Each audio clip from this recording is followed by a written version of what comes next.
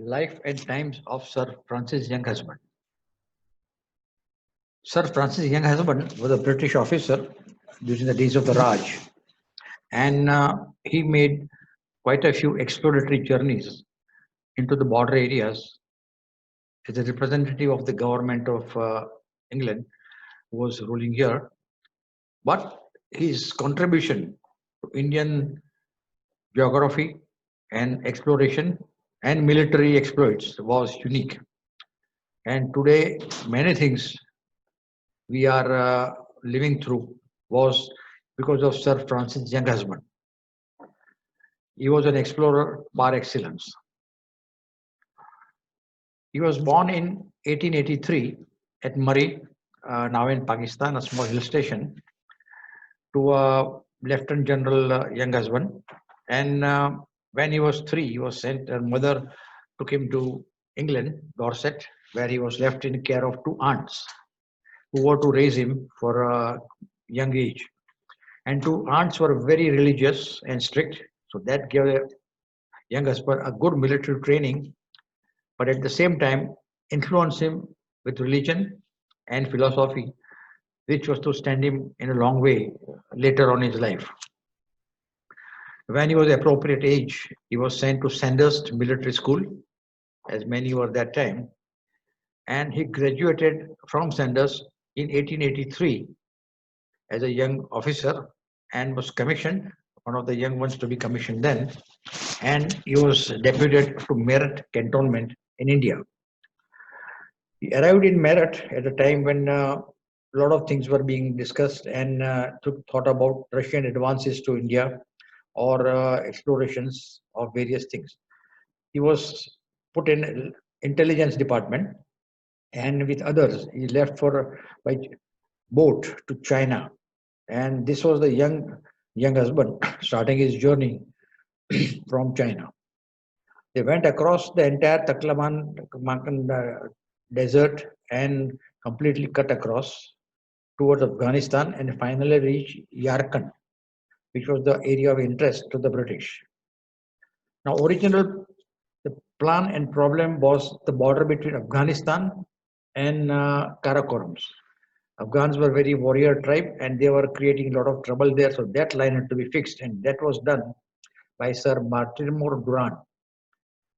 They went through every stone, and then with British officers, the Durand line was drawn.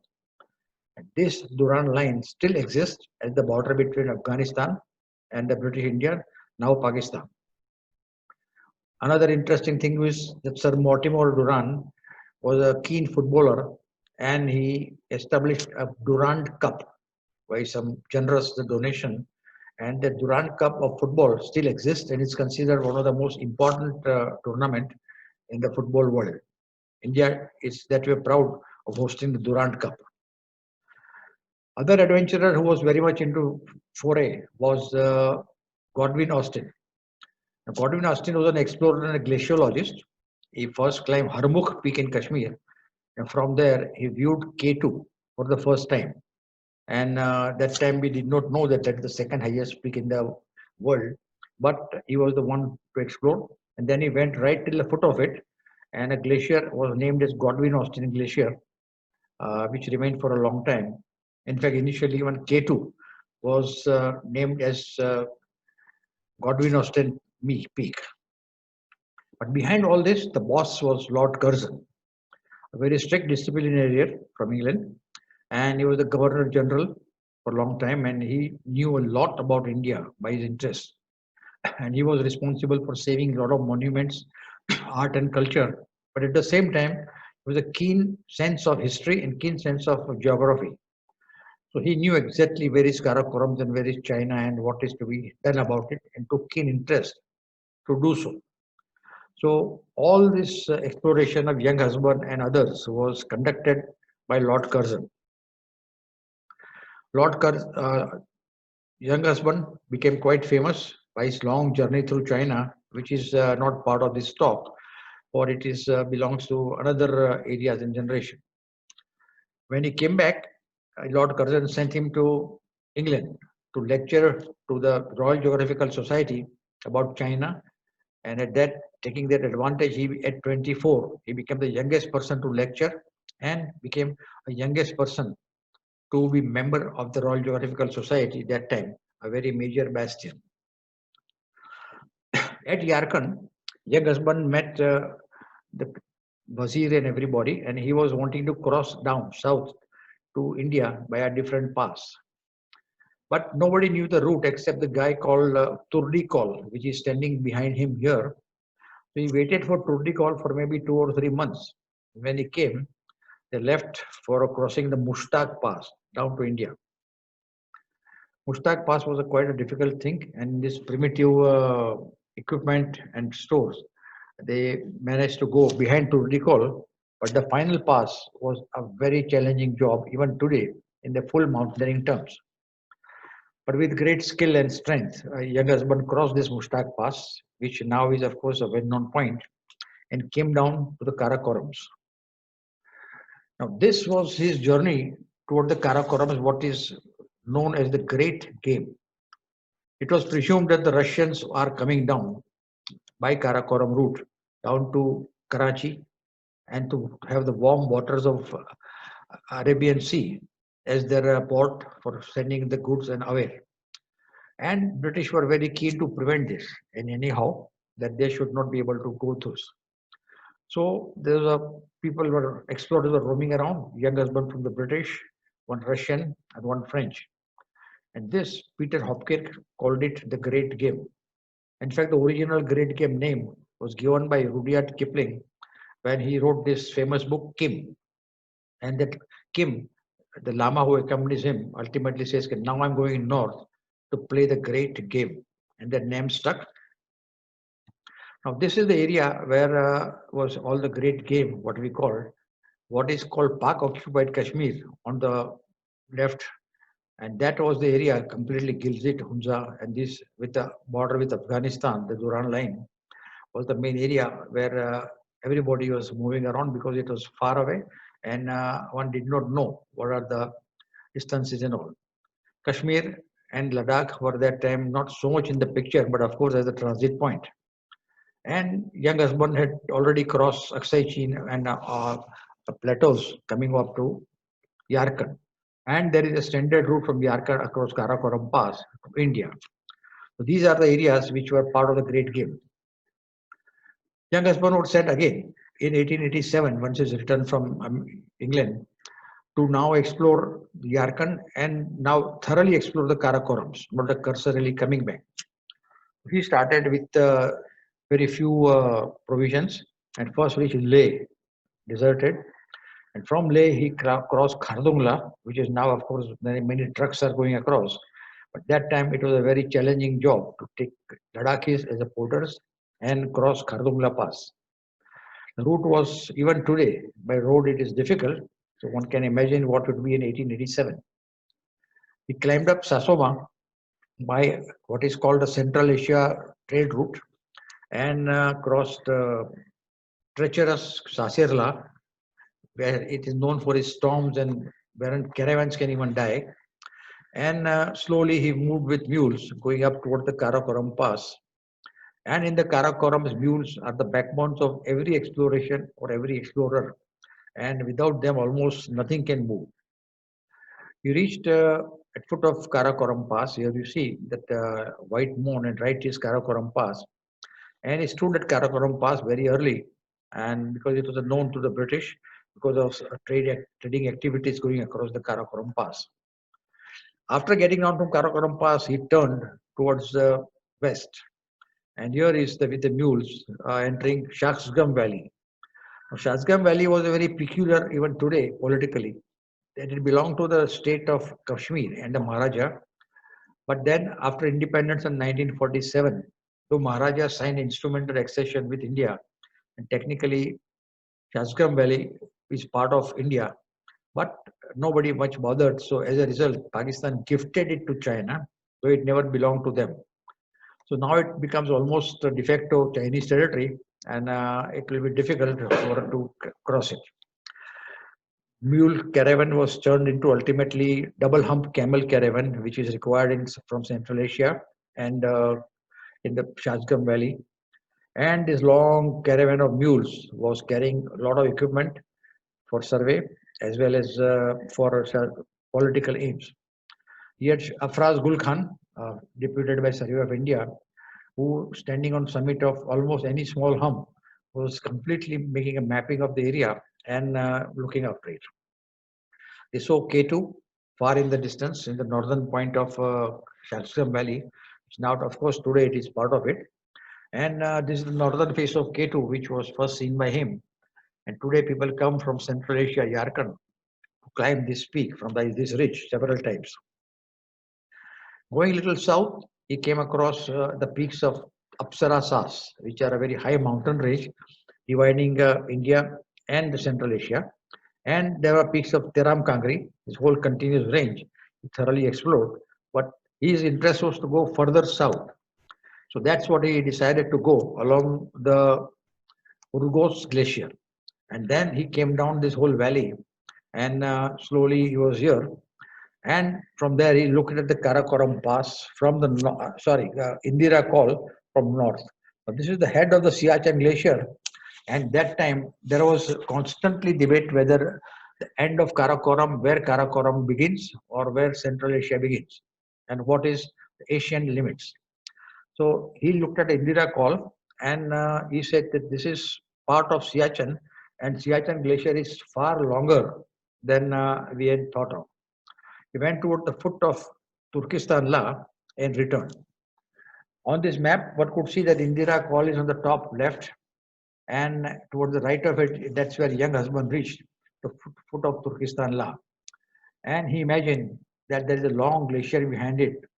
It was his explorer's instinct and wisdom. But physically it was not known and that was left to further explorers.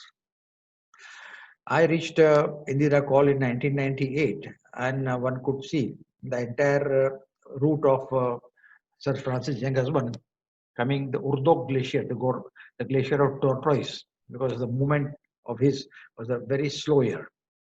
And he had reached the foot of this Turkestan La, which we reached in 98. Could see behind this glacier, maybe somewhere there, Younghusband was standing in 1887.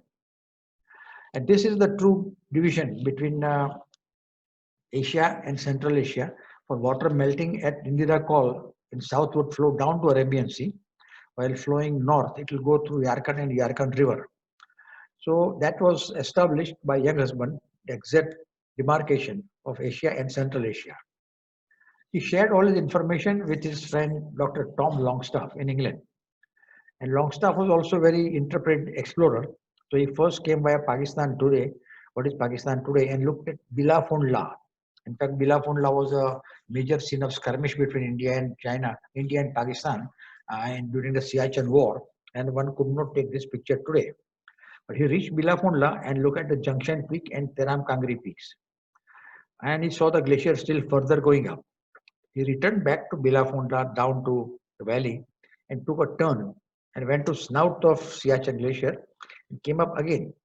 And he saw the same peaks and the glacier still going ahead. So he concluded that the Siachen Glacier is not at Bilafon La, which it was thought to be, but it goes far ahead and meets ultimately Indira Col. With his discovery, Younghusband, he writes, the Younghusband was a true prophet. Colonel Burad in the survey of India had suspected the truth. The avalanche-spat pass, whose foot Younghusband had reached 20 years before, was the main axis of the Karakoram range, which thus lay the miles further north than had to be believed. We had stolen some 500 square miles from the Yarkand river system of Chinese Turkestan and joined it to the waters of the Indus and the Kingdom of Kashmir. This was a major demarcation of Central and Eastern Asia, Southern Asia, and Younghusband and Dr. Longstaff were main instruments to have done so. Younghusband, from getting back to Shasgam Valley, decided, as per his rules, he was to come down. He knew already Mushtaq Pass, so he decided to come by another passes. And this is the whole area which he explored and he came down with. Now, as he returned down to the Karakorams, he had arranged with Mir of Hunza. You knew him quite well from before. And Mir of Hunza sent one Safdar Ali, here sitting in a white turban, with a message that he is welcome guest of Mir of Hunza and he can go anywhere. But Safdar Ali also brought news that there is a Russian colonel roaming around in the area and looking after all the different passes and all. And the Russian colonel was camping quite near to this and had invited Younghusband to visit. He was Colonel Gromboshevsky, and Younghusband accepted this invitation to Safdar Ali and reached the camp of Gromboshevsky. Now, he was a very sturdy, strong explorer from Russia. Russia was Tsar at that time. And his interest was also almost like Younghusband, more of an explorer and little bit of soldiery. But he was gathering everything and they both hit up very well. The Younghusband and Gromboshevsky has a great conversation. In fact, while they were there, another French team also came and they had sort of discussions with them also. And it was strange that in this remote part of Karakoram, there was French, Russian, German, and Pakistanis all were roaming around and nobody had an inch of paper, let alone passport, to travel. So that was the early explorations that was in a full scale. Younghusband sat down for a few days and had a long chat with Gromboshevsky. He was accompanied by 6 Cossacks, soldiers who each were of 6 feet plus. While Younghusband had Gorkhas who were normally average height of 5 feet. So Gorkhas told Sir Younghusband, please tell him that we are not representative of our Gorkhas. Our Gorkha regiment is all 6.5 inches tall. We Gorkhas are selected because we are short, which was of course the other way around.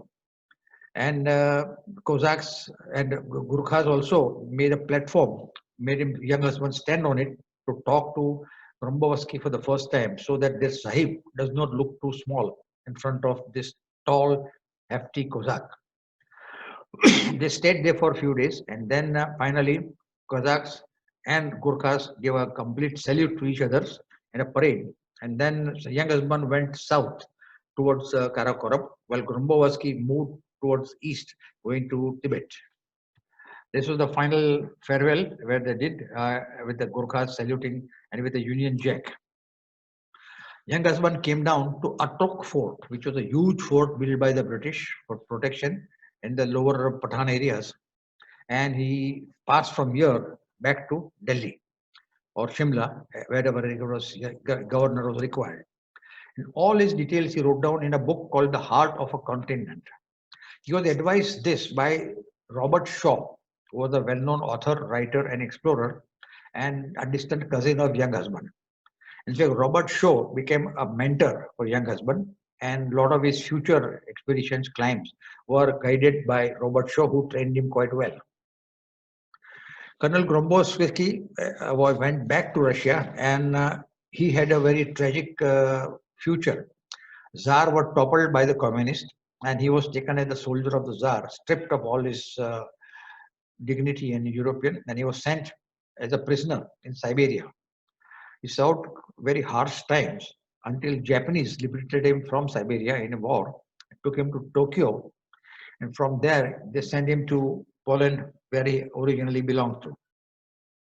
He lived in Poland in his family and remained in touch with Younghusband, and Younghusband supported him with some financially and sending him matters. And he also decided to write few things, but nowhere he was given his due as he should have been. But at the same time, Younghusband was a hero. He reached back into England and he was knighted at Sir Francis Younghusband, and he was made very senior members of several clubs and several institutions of England. He was already a now well-known name in the British world. He was resting in England for a few years, 2-3 years, and then he was called back by Lord Curzon back to India. Now, Lord Curzon had been given information that the Russians are moving to Tibet and Lhasa. And that alarmed them because Tibet was in a way independent and a very essential place of territory for India. So he decided to send what is known as the Younghusband expedition now, led by Colonel Younghusband and with military support. But he was the overall in charge of that expedition. And their brief was to go across into Tibet, and the routes were decided and finally reach Lhasa and report if there are any Russians there. So that's why if the Tibetans object, then they have to be put down militarily. The young husband selected a good team, particularly two persons were this. One was a F.M. Bailey. He was known as Hatter, Hatter, and Hatter Bailey was part of his team, was very important part. Another one he took was L.A. Weddell. That Weddell was a cultural and virtually naturalist, and his job was to look at Tibetan language and all the antiquities of Tibet. There was so much of wisdom even on those expeditions. He selected to go across Jelapla, than the normal Nathula, because Jelapla was known and used as a trade. In fact, even in Mumbai, there are still people, at least 20 years before, who had been towards Jelapla to get goods. And this woolen and other goods coming from Tibet were carried down to Amritsar for the work. And from Amritsar, they were sent to Mumbai to make a final cloth. So Jelapla, that was very much on the world map for trading, cloth trading. Young husband prepared his entire battalion and lots of soldiers, including Sikh sepoys from India, Gurkha soldiers, and many British officers. And they were all put in charge of General MacDonald. Yes, here in the White Horse here. And they were to march into Tibet via Jelapla. They climbed up to Jelapla in a very organized manner and very slowly, but then during winter of 1903, around December.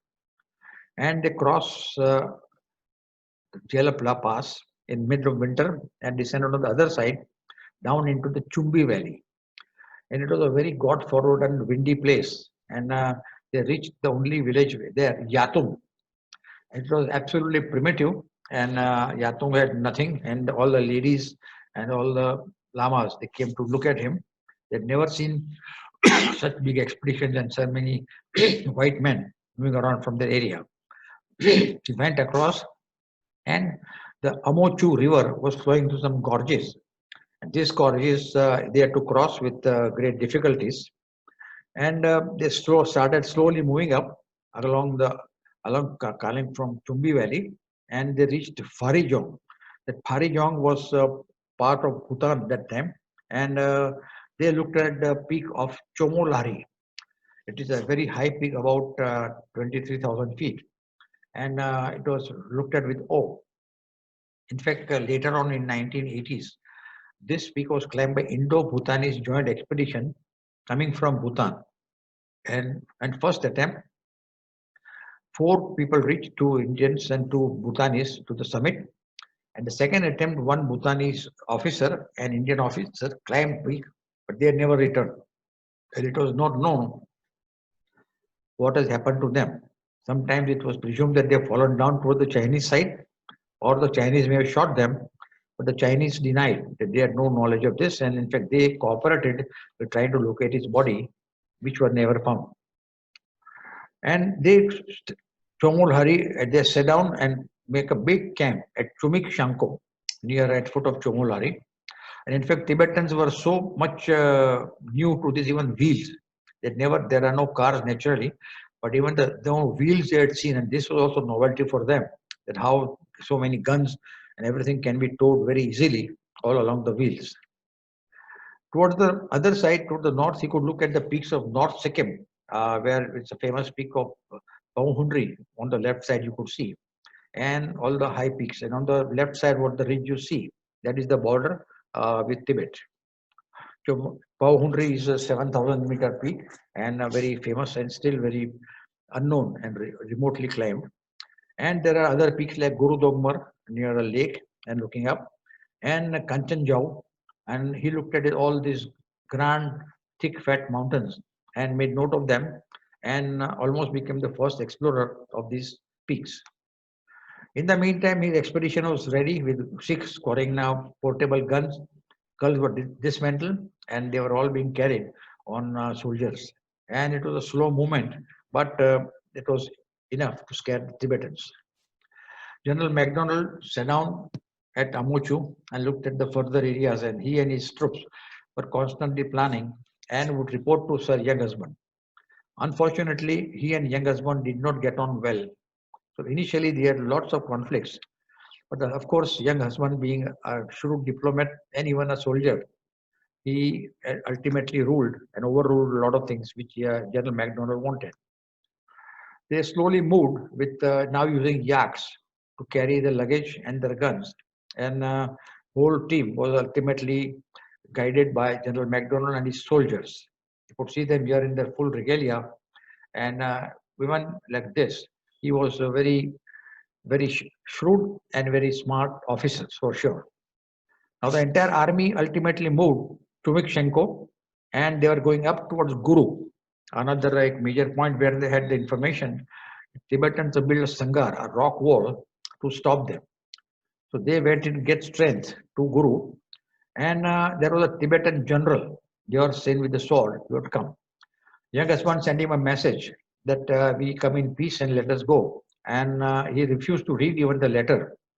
And that's why it looks like it was a conflict was almost inevitable. The soldiers met near Sangar, and the Tibetans were very naive. They have almost come with only charms from Dalai Lama to ward off Britisher. They had not much equipment, and certainly no bullets and guns. So it was a very unequal and a very uneven contest, but the Tibetan general was unrelenting. When everybody got together and Tibetans were very in a melee, looking around and looking at the guns of British soldiers, and there was a lot of innocent exchange. But in midst of them, somebody fired a shot which injured an Indian soldier, and the Tibetan general was heard shouting in Tibetan to attack. And that sort of alarmed General MacDonald and others. So Indian soldiers got together and they opened fire on Tibetans who were almost unarmed. And within minutes, it said that 700 Tibetans were dead and were lying inside in the heap around this. They were no match for guns and the Maxim, the forerunner of machine guns, and they were completely mowed down as such.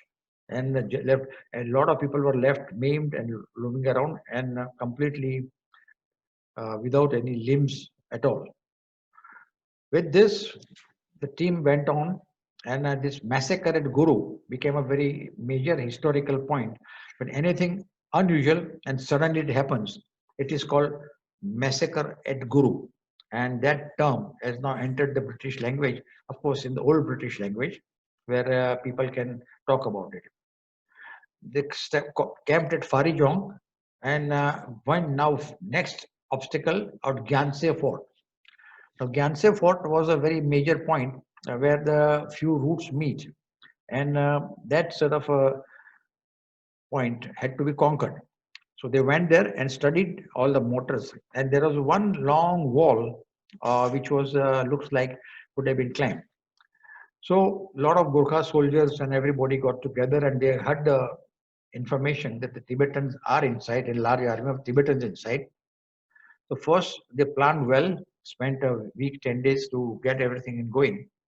And then one on a given day, General MacDonald opened artillery at a 1 weak point on the wall and constantly fired. And taking advantage of the hole it created, Gurkhas were led by Lieutenant John Grant of 8 Gurkha rifles there, and he was with Havaldar Pun. Havaldar Pun was also going with him. So finally, through that hole, even amidst the firing, Lieutenant Grant and Havaldar Karbir Pun climbed inside, and that was followed by all the other Gurkhas shouting with Gurkhas and all drawn kukris. Now, Tibetans had almost heard that Gurkhas cut your nose first and ears first, and then they kill you. So they were very scared. So they started running, and at this high cliff, where Chinese have now put up a board, they all jumped down to their deaths. Instead of being mowed down by Gurkhas, they preferred to die here at the eternal glory, was what they call it. Today on the Gyantse Fort, Chinese have put up this board showing as if Tibetans have martyred themselves in front of the Gurkhas. From this cliff, you could look around down to Kumbum Gompa monastery, which is also very unique. And that was a kind of a deity for Gyantse Fort. Now inside Gyantse today, Chinese have created what is the title is a British Hate Museum, where history is distorted and everything is put up wrongly. The guy on the right side behind white man is supposed to be young husband, and here are Tibetans negotiating with them and signing a treaty. According to them, Tibetan drafted the treaty and make young husband sign. And these are the paintings inside how Tibetans mowed down the British. Nothing of that said happened, and they are the receiving end. There are murals of Gyantse Fort and showing the history and historically in the wrong way. Only decent thing is at the foot of Gyantse Fort in the square, there is a put up a lovely little monument to Tibetan soldiers. No mention of young husband, of course, anywhere. Now, from Gyantse Fort, here on the left top, they went across to Karola, which is a very high pass, and proceeded along the river first to Nakartse. There is a fort which was taken over by them, and finally they reached Brahmaputra, camping on different banks to reach Lhasa. Now, this was the camp at foot of Karola on the banks of Brahmaputra, that time known as Yalong Sangpo, and they are near the fort of Nakartse.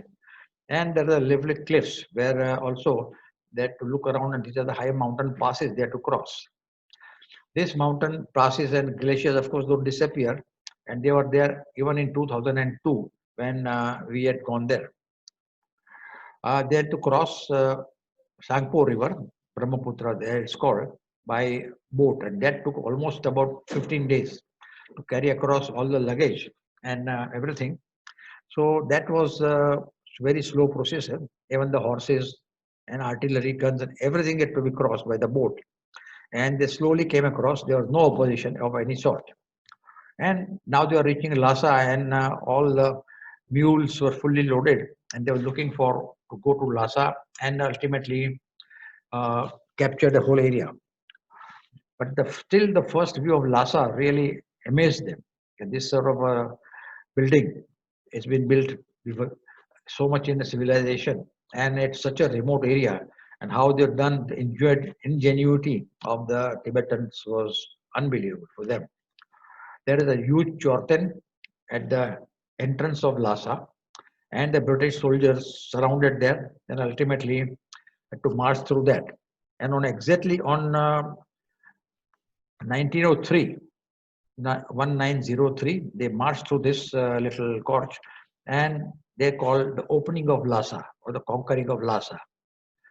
And this Chorten on 1903 in January, young husband on a horse marched through this, and that was the final fall of Lhasa. The Chorten still exists, and we as a tourist went exactly 100 years after this in 2003 when we entered through this Chorten, now of course motorable, and looked at the Lhasa Potala Palace for the first time. It was a wonder, and the Chinese have almost turned Lhasa now into a city like a mini Hong Kong. And there are various things, not like a young husband's time, departmental stores and big hotels and tourist malls to eat and enjoy. And there are traditional temples like Jakhong, where all thankas are being sold. And this is the residence of the Dalai Lama, which is, of course, yet to abandon and ultimately come to India. And this is the Jakhong temple, most the holiest site for any Tibetans or Buddhism. And that was sort of left all untouched by young husband. But from some opposite Potala, there is a big square. And in the old pictures, there was a kind of a lot of houses, small houses like our slum areas. And that was all cleared by the Chinese. And ultimately now you find a Potala square, what is called. So young husband camped here, and there was nobody to negotiate with because the Dalai Lama had gone away. He knew that of young husbands of coming. And there were many high officials. So he stood at the Potala Palace, and this is the steps of Potala Palace. And even today they exist almost at the same route and same place. Times are unchanging in Tibet. And Potala is a great sight even today, but though one can, many may not like the red flag of China fluttering in between, but it is a magnificent building with hundreds of rooms and a big museum inside. And today it is reality in Lhasa that you have Mao Zedong and Lord Buddha statue being sold together along with all the other Chinese kings and kingdoms. Now, after 1 month of stay, young husband, he could ultimately manage to get an Amban, one of the high officials from nearby, and he came on a horse and he brought back a lot of officers with him. The Tibet and made a big delegation, which they came to negotiate with young husband. There was nothing much to negotiate because young husband had come as a victor, so he was not going to make any easy terms. There was a lot of discussions on what to do and how to do. And Tibet and young husband was very firm and very strong. And ultimately, he made a treaty which was quite uneven, is later on the British side. And there were terms and regulations which completely crushed Tibetan freedom and any Tibetan initiative. In fact, this treaty signed in 1903 ultimately allowed Chinese to come in after 40 years, which is nothing much for history, and ultimately using basis of this treaty, they could overpower completely entire Tibetan government. In 1959, there was a big showing of women and demonstration in Potala, and they were preventing Dalai Lama to go away. But Dalai Lama had to go away because the Chinese were coming, and Dalai Lama came across passes to India, and rest is history, as is still here. Now, toward the end of his expedition, young husband he has now done all his job. So, main team started returning down same way he has come. But he sent two of his officers, senior officers, with supplies and everything to follow toward the west. And all along this route from Lhasa, they were to follow west to Mansarovar, Kailash, and beyond. So that was a thorough exploration that he would finish off all routes and everything about Tibet and what should be known. So they first went towards Gyantse. It was slightly off Gyantse. And Gyantse is a gold roof monastery. And that also they were amazed to see. And still a big courtyard, which was seen by earlier days and during young husband's time. And there's a painting in the book of 1903. And one could see that people are here, but then both structures have not changed. Time immemorial stands still in Tibet. And as officers went ahead, on the left side, they could see Nanda Devi and the Himalayan range on the vast panorama below Kailash Peak and the peaks of Kamet and others of India. And there's a unique view that they brought back that the Himalaya, the south, looking almost like a small mountains because of the infraction and the distances in Tibet. Of course, they passed through the range Rakastal and Mansarovar at foot of Kailash and ultimately reached Soling Mutt in the western Tibet. This was a mutt established by Adi Shankaracharya when his reputed to have come from Manapas and established this mutt here and converted the the Tibetan kings into Hinduism, which of course kept on reversing. And ultimately, this mutt has remained, but Hinduism, of course, disappeared from here. This inside of this temple was destroyed in 1967 by cultural revolution which China had, and surrounding young students, they came till here and destroyed everything. But now they have realized their folly and they are reconstructing the temple as the board says, because they now value the tourist money. They went ahead from Tholing Mutt, going slightly towards the northwest to reach a place called Shinkwin. And there they saw this vast open grounds for hundreds and kilometers. You keep on walking or driving even today, and you won't find a single soul living around there. And there are peaks, lovely peaks, which I can see towards the south and south west, and they all belong on the border with India. Like, for example, we have this gorge by which Satluj River is going, and we have this peak of Leo Pargyal, all coming out from Kaurik Pass. Final point they reach, which we also had followed them ultimately, to Shinkwin, and which was originally known as Ali. And this is the mixture point between the Muslim culture of the Xinjiang coming down to Tibetan culture here at Ali. And the Chinese has established a big military garrison, as you could see down. And they did not seem to be minding at us going up with cameras or anything. And we were surprised because one could look at the whole mountain ranges toward the end. There is a PLA star, and one could look up to again Leo Pargyal and those peaks. In fact, Ali is the point from where ultimately the 1962 invasion had started. And this is the road of Aksai Chin going across. And in the distance, one could see Pangong Lake coming around. But they seem to be confident to allow us with telephoto lens and do pictures, take what you like. With this, Younghusband and whole team was back. His soldiers also returned. And unfortunately, his expedition was not looked down very favorably by the English politicians. The conservative government had fallen and Labour Party had taken over, and they were very sympathetic toward the plight of Tibetans. And the strong force that Younghusband had shown at Guru or in the harsh treaty that they made was not liked by them. So Younghusband was very delicately but strongly out of bureaucratic circles. So he was given residency in Kashmir to rest. So in 1906, he went to Kashmir and he was there as the major resident for there. And he had a lot of powers, but in a way, nothing politically. But he never forgot his old friends.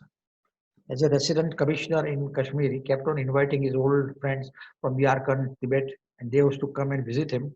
And he used to provide them all facilities and look after them. And that was a really genuine nature of him, as he was now nearing catching up on age. And he was now made the president of the Royal Geographical Society. And he was earlier been given the gold medal, Veterans Gold Medal of the RGS Society, one of the rare honors and very high honor of RGS. And he remained here 3 years as this president and was looking around. And ultimately, he passed his time in his garden, looking around and relaxing. But by this time, the aunt's training about religion had caught up, and he turned very religious. And he formed the Society of World Religion in England, and he was becoming a very central figure of it.